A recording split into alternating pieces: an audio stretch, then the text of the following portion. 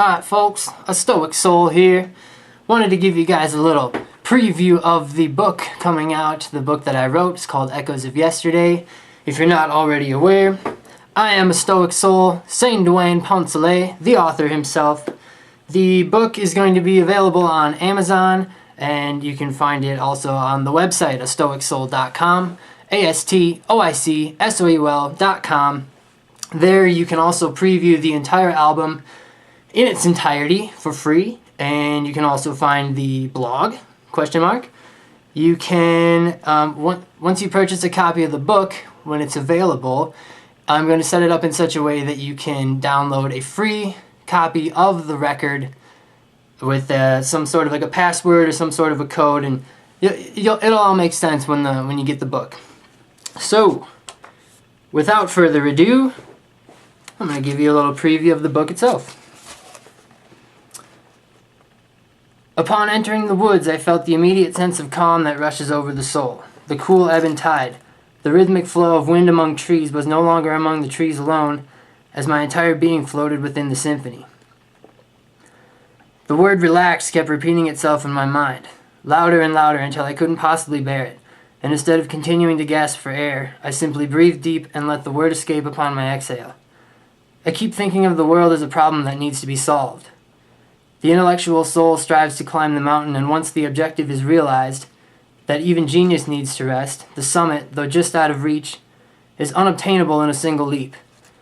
Still, the ambitious climber stretches out his arms, if only to achieve the illusion of accomplishment, satisfaction, fulfillment, and we eventually come to realize that stretching our limbs is healthy as well. I went to the woods because I wished to escape deliberately.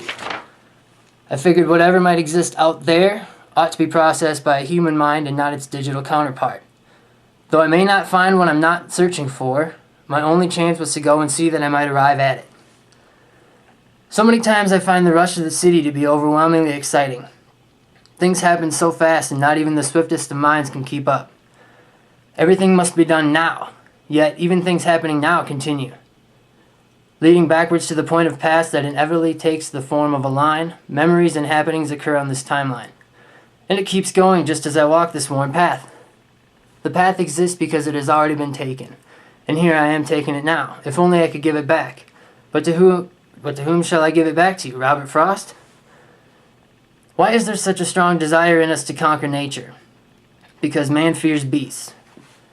We must contain and conquer the wild to uphold the illusion of safety. But nature is a complex mirror, and it is the beast within ourselves that we must face and conquer. Fight or flight. But why not overlook with insight?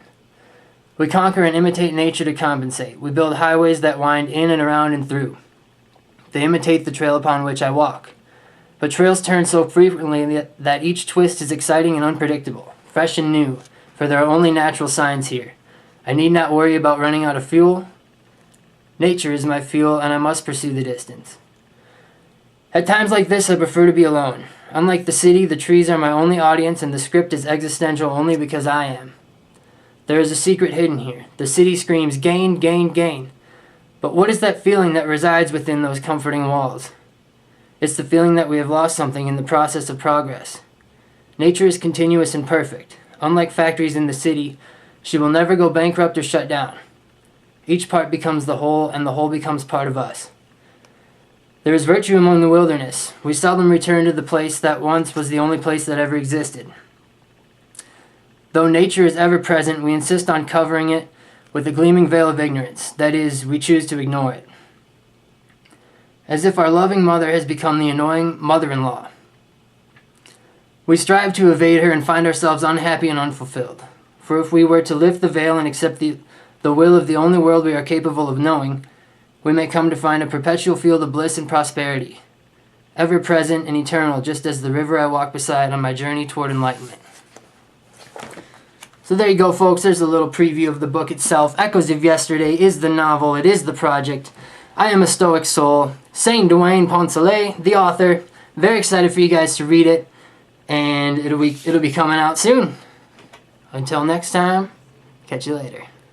40 stories in a 2-story building, broken door on the second floor. Curtains cover up the critical crowd, and